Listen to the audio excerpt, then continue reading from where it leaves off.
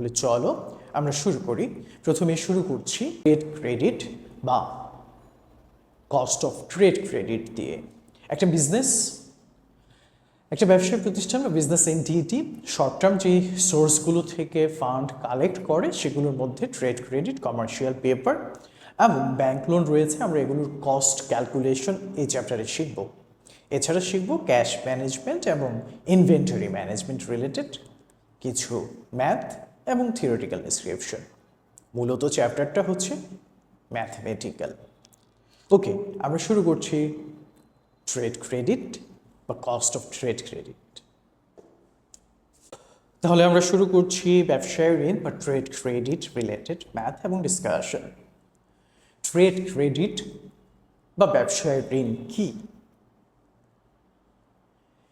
ব্যবসায়ী প্রতিষ্ঠানগুলো প্রতিনিয়ত ট্রেডিংয়ের সাথে রিলেটেড থাকে, বাই সেল বা ক্রয় বিক্রয়ের সাথে রিলেটেড থাকে। র মেটেরিয়ালস বলি বা ফিনিশড গুডস বলি, এটাই হোক সেটা সে ক্রয় করে পুনরায় বিক্রয়ের উদ্দেশ্যে। এবং বেশিরভাগ ক্ষেত্রেই দেখা যায় বড় বড় প্রতিষ্ঠানগুলোতে বেশিরভাগ ক্ষেত্রেই হোলসেলাররা বা পাইকারি পর্যায়ে লেনদেনগুলো একটা বড় অংশই, ট্রানজ্যাকশনের একটা বড় অংশই থাকে অন ক্রেডিটে, ধারে ক্রয় বিক্রয় হয়ে থাকে। তাহলে তুমি একজন ট্রেডার হিসেবে, একটা বিজনেসের ওনার হিসেবে অন ক্রেডিটে বাই সেল করলে সেগুলোর আলাদা কস্ট থাকতে পারে। সেটা নিয়েই আমরা এই ট্রেড ক্রেডিট বা ব্যবসায়ী ঋণের ব্যয়, কস্ট অফ ট্রেড ক্রেডিট, এই টপিকটাতে আমরা দেখব। খেয়াল করো,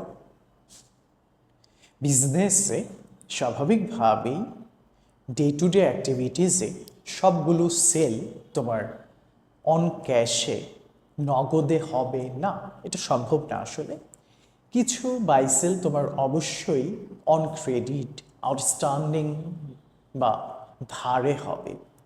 সেটা রিলেটেড কিছু কস্ট আছে, সেটা আমরা দেখব। চলো প্রথমেই আমরা দেখব ফর্মুলা। সংক্ষেপে এটাকে বলে KTC, cost of trade credit. CDR,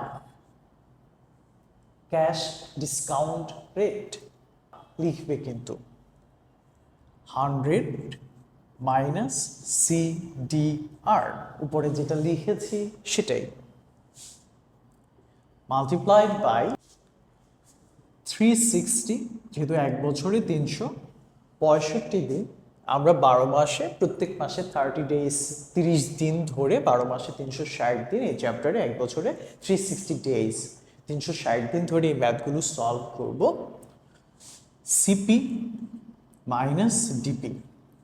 CP হচ্ছে ক্রেডিট পিরিয়ড, ঋণের মেয়াদ, যত দিনের জন্য ডিসকাউন্টের অফারটা থাকবে সেটাকে আমরা বলছি ডিপি, ডিসকাউন্ট পিরিয়ড, বাট্টার মেয়াদ। আমরা জানি ব্যবসায়িক প্রতিষ্ঠানে ডিসকাউন্ট বা বাট্টা হতে পারে দুই ধরনের। একটা হচ্ছে ক্যাশ ডিসকাউন্ট, আরেকটা হচ্ছে ট্রেডিং ডিসকাউন্ট। তো ট্রেডিং ডিসকাউন্টটা মূলত কারবারি বাট্টা যেটাকে আমরা বলি, সেটা মূলত তুমি পারচেস করেছো, ক্যাশে পারচেস করেছো, তখন সেলার তোমাকে যে ডিসকাউন্টটা দেয় সেটাকে আমরা বলি ট্রেডিং ডিসকাউন্ট বা কারবারি বাট্টা, ট্রেড ডিসকাউন্ট। আরেকটা হচ্ছে নগদ বাট্টা। অনেক সময় আমরা ধারে ক্রয় করার ক্ষেত্রে ক্রেতা যেন দ্রুত ধারকৃত অর্থটা ফেরত দেয়, পণ্যের মূল্যটা দ্রুত ফেরত দেয়, সেজন্য তাকে একটা ইনসেন্টিভ হিসেবে স্পেশাল একটা ডিসকাউন্ট অফার থাকে। সেটাকে, সেই ডিসকাউন্টটাকে আমরা বলি ক্যাশ ডিসকাউন্ট বা নগদ বাট্টা। মূলত সেই নগদ বাট্টার সুযোগ গ্রহণ না করলে একজন ক্রেতার যে ব্যয় হবে, যে কস্ট হবে, সেটাকে আমরা বলছি কস্ট অফ ট্রেড ক্রেডিট। আমি সরাসরি ফর্মুলাটা এক্সপ্লানেশন করছি তোমাকে একটা এক্সাম্পল দিয়ে, খেয়াল করো।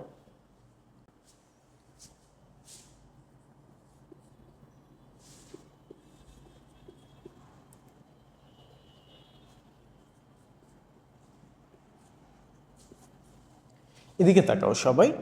আমরা অ্যাকাউন্টকে ম্যাথ করতে গিয়ে এই টার্মটার সাথে আগে অবশ্যই নিশ্চয়ই পরিচিত হয়েছি যখন আমরা জার্নাল করেছি, জাবেদা করেছি।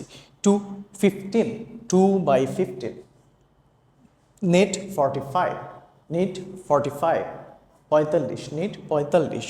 এটা দিয়ে কি বোঝায়? যে বিক্রেতা ক্রেতাকে ধারে পণ্য বিক্রি করেছে এবং ক্রেতাকে একটা অফার দিয়েছে কি, যদি ক্রেতা ক্রয় করার পর 15 দিনের মধ্যে টাকাটা ফেরত দেয় তাহলে ক্রেতাকে 2% ক্যাশ ডিসকাউন্ট বা নগদ বাট্টা দেওয়া হবে, কিন্তু তাকে অবশ্যই ক্রয় করার দিন থেকে 45 দিনের মধ্যে টাকাটা ফেরত দিতে হবে। এখন কোনো কারণে যদি ক্রেতা যে পারচেস করছে সে পারচেজার বায়ার এই 15 দিনের মধ্যে পে না করে তাহলে কিন্তু সে আর 2% ক্যাশ ডিসকাউন্ট পাচ্ছে না। তাহলে এই ক্যাশ ডিসকাউন্ট না পাওয়ার কারণে সে এডিশনাল কিছুদিন হয়তো টাকাটা ব্যবহার করতে পারছে বা সুযোগ পাচ্ছে। কোনো কারণে ক্যাশ ডিসকাউন্ট নিতে না পারলে বায়ারের পার্সপেক্টিভ থেকে সেটার কস্ট কত সেটাকে আমরা বলছি কস্ট অফ ট্রেড ক্রেডিট। এখন এইখানে আমাদের ফর্মুলাতে যেটা ডিসকাউন্ট 2% সেটাকে আমরা বলছি সিডিআর, ক্যাশ ডিসকাউন্ট রেট। 100 থেকে সিডিআর ক্যাশ ডিসকাউন্ট রেট এই ম্যাথের ক্ষেত্রে এক্সাম্পলে 2 মানে 2% ডিসকাউন্ট, কিন্তু আমরা ম্যাথে ডিরেক্টলি 2 বের করব। আর সিপি মানে হচ্ছে ক্রেডিট পিরিয়ড, ঋণের মেয়াদ, যতদিন পর্যন্ত সর্বোচ্চ 45 দিনের মধ্যে টাকাটা ফেরত দিতে হবে, তাহলে এখানে সিপি হবে হচ্ছে 45। ডিপি মানে হচ্ছে ডিসকাউন্ট পিরিয়ড, সর্বশেষ সময়কাল কত? 15 দিন। 15 দিনের মধ্যে ফেরত দিলে সে ডিসকাউন্ট পাবে, তাহলে এখানে ডিপি বা ডিসকাউন্ট পিরিয়ড বা বাট্টার মেয়াদ হবে 15 দিন। তাহলে একটা ছোট্ট ম্যাথ করে আমরা বিষয়টা আরও ডিটেলস বুঝে ফেলার চেষ্টা করি। একটা স্টেম কাশেম লিমিটেড নিম্নলিখিত বিভিন্ন শর্তে ব্যবসায়ী ঋণ পেয়ে থাকে। আমরা দুইটা শর্ত, দুইটা কন্ডিশন দেখব। ফার্স্ট 215, নেট 45, এক্ষেত্রে তার কস্ট অফ ট্রেড ক্রেডিট বা ব্যবসায়ী ঋণের ব্যয় কত হবে সেটা আমরা দেখব। এবং পরেরটা হবে 215, নেট 60 দিন, 60 ডেজ। তাহলে আমাদের কস্ট অফ ট্রেড ক্রেডিট কত হয় সেটা আমরা দেখব। চলো আমাদের এক্সাম্পলের ম্যাথটা আমরা করে ফেলি। তাহলে আমরা যে এক্সাম্পল দিয়েছি, প্রথমে ফার্স্ট তুমি গিভেন ইনফরমেশনগুলো লিখে নিতে পারো। গিভেন দেওয়া আছে সিডিআর নগদ বাট্টার হার 2%, এখানে ডিরেক্টলি 2 ইউজ করতে হবে। 2% বাট্টা 0.02, আমরা অন্যান্য চ্যাপ্টারগুলোতে এরকম পার্সেন্টেজে থাকলে আমরা ডেসিমেলে নিয়ে নিই, কিন্তু এখানে 2% মানে 2 ইউজ করতে হবে। এখানে 2% মানে 2 ইউজ করতে হবে। 100 minus 2 multiplied by 360। যেহেতু কস্ট অফ ট্রেড ক্রেডিট ব্যবসায়ী ঋণের ব্যয়টাকে আমরা ইয়ারলিতে কনভার্ট করব, সেজন্য এই পার্টটা আমাদের দরকার। সিপি ক্রেডিট পিরিয়ড, যতদিন পর্যন্ত সর্বোচ্চ টাকাটা ব্যবহার করার সুযোগ আমার রয়েছে। তাহলে আমাদের এক্সাম্পলে 45 ডেজ ফর রিকোয়ারমেন্ট এ, ফার্স্ট রিকোয়ারমেন্টের জন্য। ডিপি ডিসকাউন্ট পিরিয়ড, কতদিনের মধ্যে টাকাটা দিয়ে দিলে সে ডিসকাউন্ট পাবে? 15 দিন, 15। তাহলে এই ট্রেড ক্রেডিটটার কস্ট এসে দাঁড়াচ্ছে 24.49%, 24.49%। এটা দিয়ে কি বোঝাচ্ছে? তুমি আমি যদি বায়ার বা ক্রেতা হয়ে থাকি আর আমাদেরকে যদি ধারে ক্রয় করার পরে আমাদের বিক্রেতা যাদের কাছ থেকে আমরা ক্রয় করেছি আমাদেরকে এই কন্ডিশনটা দিয়ে থাকে কি 215 নেট 45, 1 লাখ টাকার প্রোডাক্ট পারচেস করেছি, 15 দিনের মধ্যে যদি দিতে পারি 2% ডিসকাউন্ট পাবো, কিন্তু 45 ডেজের মধ্যে আমাকে অবশ্যই পে করে দিতে হবে। তাহলে আমি যদি 15 দিনের মধ্যে এটা পে না করি, এডিশনাল কতদিন ইউজ করার সুযোগ পাচ্ছি? 30 ডেজ। তাহলে আমি যদি এই ট্রেড ক্রেডিটের ক্যাশ ডিসকাউন্টটা অ্যাভেল না করি, গ্রহণ না করি, তাহলে আমার ব্যয় কত হচ্ছে? 24.49% ইয়ারলি। মনে হচ্ছে মাত্র 2% ক্যাশ ডিসকাউন্ট, কিন্তু কনভার্ট করে ইয়ারলিতে নিলে কিন্তু এটার কস্ট অনেক বেড়ে যায়, তাই না? সচরাচর ব্যাংক লোনের ইন্টারেস্ট তার চেয়ে কম হয়ে থাকে। তাহলে এটা হচ্ছে ক্যাশ ডিসকাউন্ট বা নগদ বাট্টা গ্রহণ না করার কারণে বায়ারের পার্সপেক্টিভ থেকে, বায়ারের দৃষ্টিকোণ থেকে cost of ignoring cash discount, নগদ বাট্টার সুযোগ গ্রহণ না করার কারণে তার ব্যয়, যেটাকে আমরা ব্যবসায় ঋণের ব্যয় বলছি, কস্ট অফ ট্রেড ক্রেডিট বলছি। আবার দেখো 2 ক্যাশ ডিসকাউন্ট রেট 100 মাইনাস 2, 100 হচ্ছে 100% থেকে 2% মাইনাস করছি, এটাকে আমরা কনভার্ট করে দিচ্ছি ইয়ারলি। তাহলে এই খরচটা হচ্ছে আমার,